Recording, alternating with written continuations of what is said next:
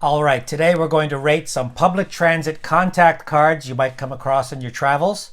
We're going to start off with the Oyster card you would use in London, England. I'll give this a 10 out of 10. It was easy to use and didn't give me a bit of trouble. Next up is the Suica card from Tokyo, Japan. I always knew exactly how much money I had on it, and topping it up with more money was the easiest, fastest thing in the world. 10 out of 10. Perfect user experience. And this is the Presto card you would use in Toronto, Canada. I'll give this a 10 out of 1,000. Worthless piece of...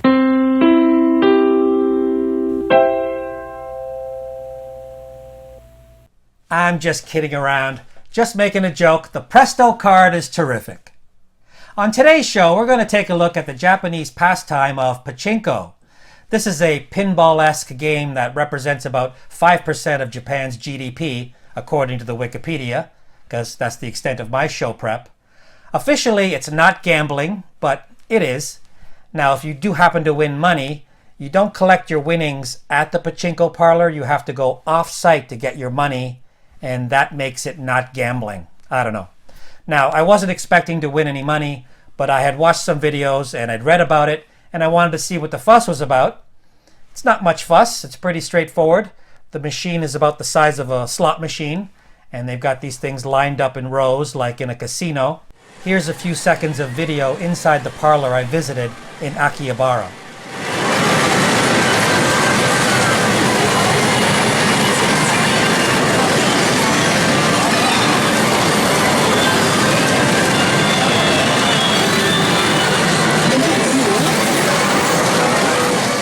That video doesn't capture just how loud it is in there. It is absolutely deafening, like you're standing beside a jet engine.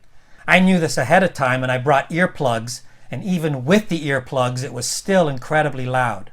As for playing the game itself, there doesn't seem to be any skill or strategy needed. You put your money into a slot at the top left of the machine, which buys you a certain number of pachinko balls, which are these silver ball bearings. They go into a reservoir.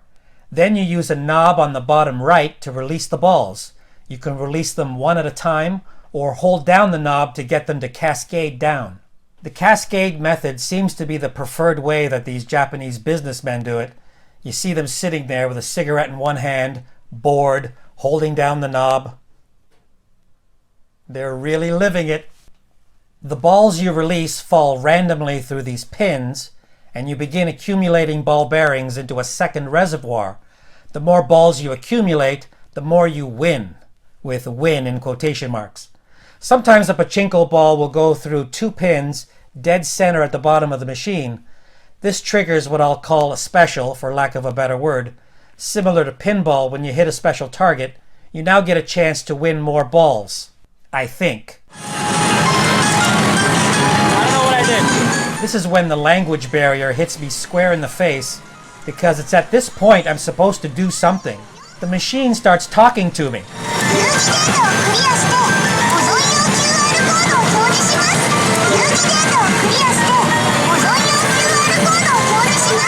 It tells me to push the big button in front of me, which I do, but I get the sense that I'm being asked to do something else. What that is, I don't know. I have literally no idea what's going on. I have literally no idea what's going on. I'm pushing every button and lever and switch on this machine to see what happens without much success. When we were done, we flagged down an employee to cash us out, as it were. We got a receipt with the number of ball bearings we had accumulated.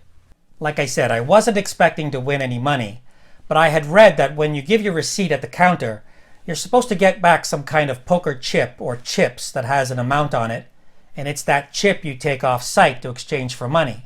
And I was hoping to get a chip as a souvenir, so when I gave the lady behind the counter my receipt, she gave back to me a couple of prepackaged biscuits.